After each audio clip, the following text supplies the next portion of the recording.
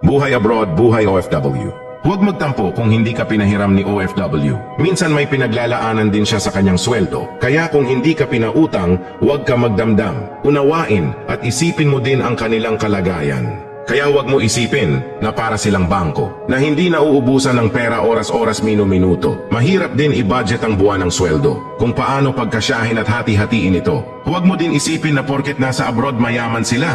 Mayaman sila sa pagod, puyat at pangungulila. Kaya kung ikaw mga musta, malaking bagay na sa kanila. Naalala mo man lang sa kabila ng kanilang pag-iisa, ang mga OFW nababalot din ng lungkot at pagod. Kaya ikaw na kamag-anak, huwag din makalimot. Maraming pinagdaanan mga pighatit pagsubok. Pamilya ay iahon sa hirap, kaya kailangan kumayod.